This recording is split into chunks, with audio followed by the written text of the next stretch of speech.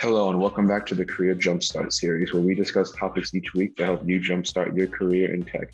My name is Chris Page, Assistant Lead Peer Advisor here at Luddy Career Services, and I'll be your host for today's Career Jumpstart video. While I primarily focus on cover letter reviews and resume reviews for graduate and undergraduate students, as well as editing YouTube videos, I decided to take a change and actually make a video describing about a topic that I find personally interesting, and that is Agile and Scrum. In today's video, I'll be giving a brief introduction to both Agile and Scrum, explaining what Agile is, what Scrum is, the differences, and my personal experience using them at startup companies I've worked at. Before we dive into this video, I think it's important to mention two things. First, Agile and Scrum have become mainstream relatively recent. And because of that, the rules for Agile and Scrum methodology are going to be a little bit more loose now, as a lot of people are interpreting it their own ways, and it's going to be different from company to company. And second is I've only worked at two startup companies, one located here in Bloomington. The other one just recently I started working for is located in the UK. Both use the Scrum and Agile methodology. So I have not worked in a place that hasn't used Agile and Scrum methodology, which does make me slightly biased. Now let's get into what the core of this video is about. What is Agile? Agile is a methodology. It was created in the late 1990s, and the Agile Manifesto was published in 2001. Agile recently became mainstream in the mid-2010s. However, as the past few years has exploded massively, and almost every startup company has turned to the Agile methodology with the Scrum framework.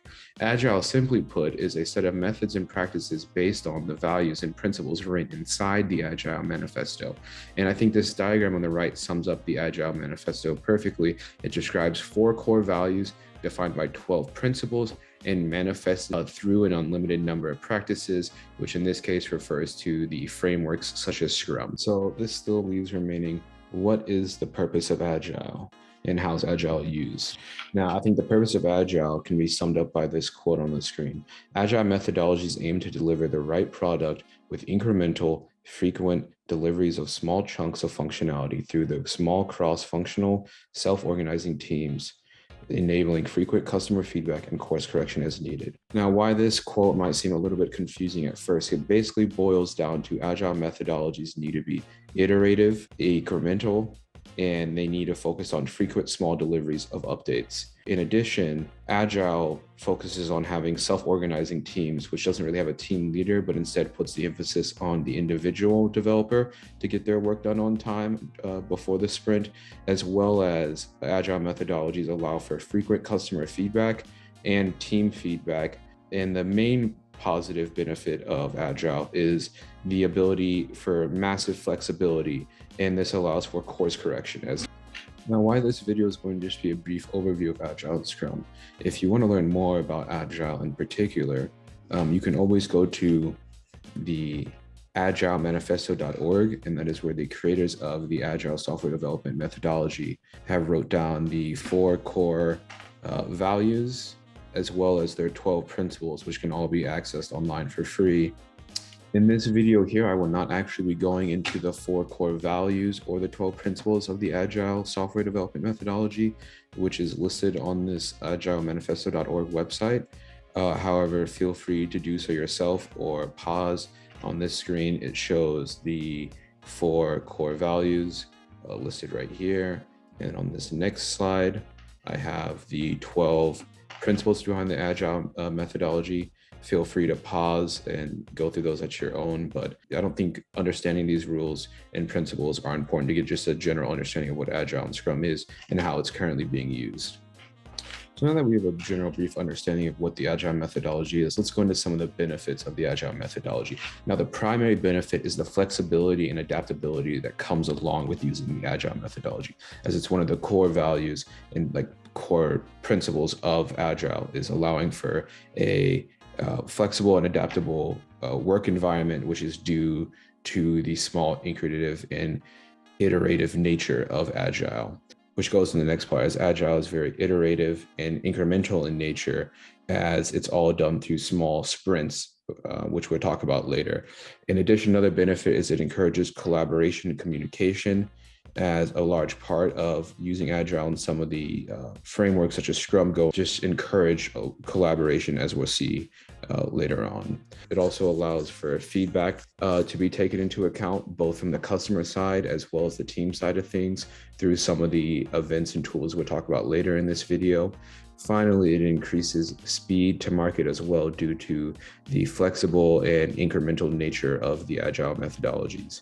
In addition, it focuses a lot on quality and maintaining quality through these tiny, incremental, and iterative fashions. In addition, there is less risk as everything is done in small little chunks and done more frequently. Now, you may have noticed while we've talked about the benefits and what Agile is, we haven't actually talked about how it's used or how it's implemented at all. And that is because Agile is primarily used through different frameworks. And the most common one, and the one we'll be focusing on for the remainder of this video, is Scrum. And as you can see from this diagram, it is the major framework, the most popular framework by far that is used. Now we're going to talk about what is Scrum exactly.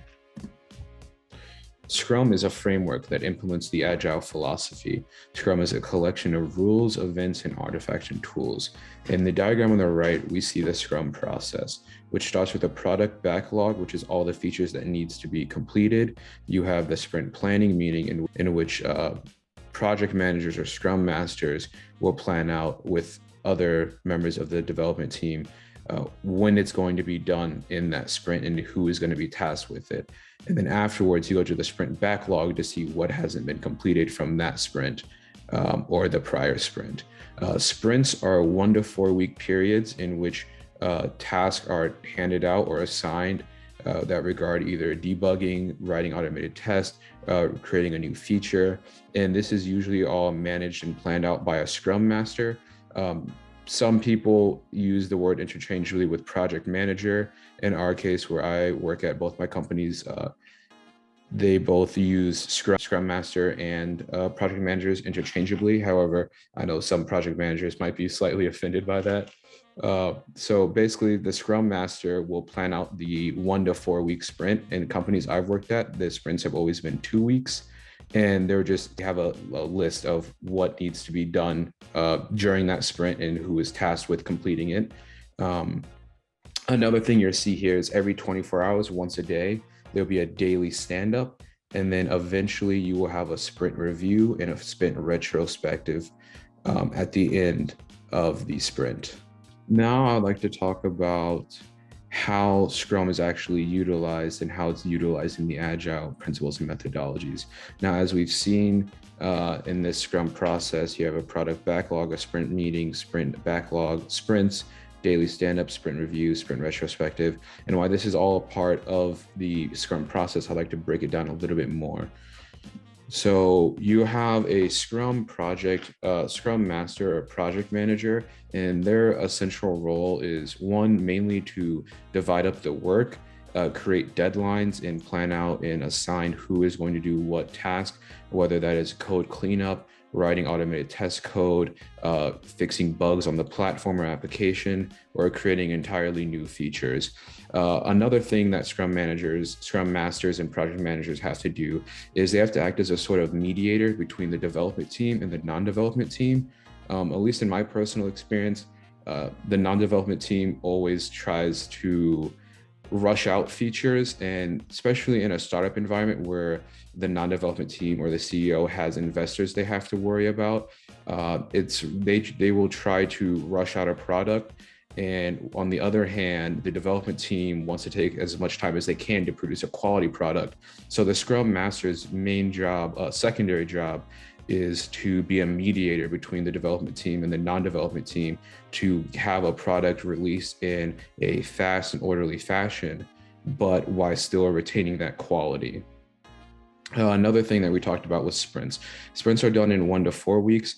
At the first day of a sprint, you have a sprint kickoff, which we'll get to in a second. At the end of the sprints, the last 2 days, the day before the last day of the sprint, you have a sprint review. The last day of the sprint, you have a sprint retro. Sprints are just periods of time in which tasks are assigned that have to be done during that sprint. Sprints are done in a small fashion, 1 to 4 weeks, typically done in a 2-week, because it allows for that adaptability and that flexibility, which is the core principle of Agile.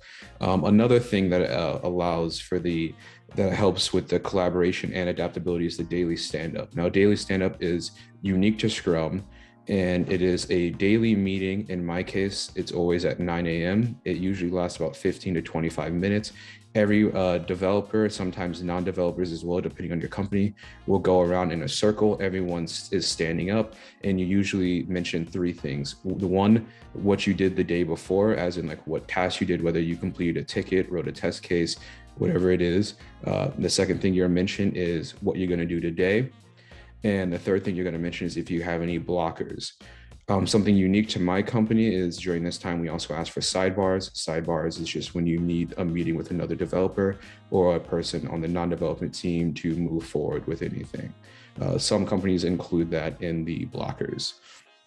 Now, the reason you have the daily stand-up is it allows everybody in the room, development team or non-development team, depending on how your company chooses to do that, to know what everyone else is doing. So no one has any questions. Everyone knows what everyone's working on. Everyone is held accountable and responsible for the work they're getting done. And everyone knows that work is on track because you know what your colleague is doing. Now, the next thing is sprint reviews. Sprint reviews are usually held the day before the last day of the sprint. Sprint reviews can also be referred to as sprint demos. During this meeting, the development team usually gives 1 or 2 demos or what they have completed. There's discussion about what happened that sprint, what has all been completed.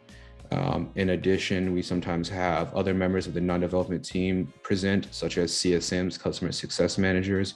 They present journey maps, which basically just contain information about a client, what they're trying to get out of the company, how they've enjoyed the platform so far, and things they wish that we could improve upon, customers' workflow as well.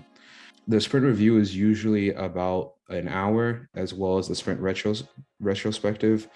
During the sprint retrospective, usually look at the last month's sprint retrospective, and the sprint retrospective, it usually is some type of document which contains what went well that sprint, what didn't go well that sprint, and areas that we can improve upon. And this is a conversation that goes that includes the sprint review and sprint retrospective include the entire team. Sometimes the entire development team, sometimes it's, if you work at a small startup company, it's the entire team, including the non-developers. And during the sprint retrospective, the entire purpose is just to allow for that feedback, not only from customers, but from the development team as well. If there's any concerns or anything that people think that can be done differently or improved upon. And it just allows everyone a chance to collaborate, communicate, and, give their opinions on what could be done better in a very open environment. And finally, we have the sprint kickoff. The sprint kickoff is usually led by the Scrum Master or project manager, and they essentially just go over that sprint's plan, what is going to happen, who is going to do what, and the features that we hope to accomplish during that sprint. The sprint kickoff isn't as big of a deal as the sprint review and sprint retro. In fact, if you saw in the Scrum process, it was left out altogether, as some companies don't utilize the sprint kickoff at all. However, both companies I have worked at have a sprint kickoff. They're just 30 minutes instead of the hour for the sprint review and sprint retro. Now that we have a general understanding of what Agile is, what Scrum is, and how Scrum is utilized in the Agile methodology, let's go to a brief overview of this video. Scrum is a framework that is used to implement Agile principles, while Agile, on the other hand, is a set of methods and practices based on the principles written in the Agile Manifesto. While you can practice Agile without practicing Scrum, as there are multiple different frameworks, you cannot practice Scrum without utilizing the Agile methodologies. Overall, I think Scrum and Agile are extremely helpful, and I think it's important to remember that while Scrum and Agile are primarily used in the software development industry, they are also used in marketing as well as even some nonprofits. And this is because the adaptability and cooperation, as well as the ability to have feedback from both customers and the team within, just allow for a great planning and development process for whatever project you are trying to tackle. I think it is important to note before I finish this video that I have only had experience with Scrum, as both the companies I've worked at, including the one I work at now, use the Scrum framework. While I've only had experience with the Scrum framework, I do believe that if you are looking for a way or a set of methodologies or principles to tackle a project that is going to be long and incremental in nature, as well as allow for collaboration, I think Scrum is the best option to do. And I believe that is also backed up by its sheer popularity as the most popular framework for Agile, just for the fact that it allows for its adaptability, for flexibility, as well as communication and collaboration. I think it makes it a no-brainer decision if you're looking for a set of methodologies to tackle a long-form project. Thank you guys for watching this video, and I hope you guys tune into the next Career Jumpstart. See you.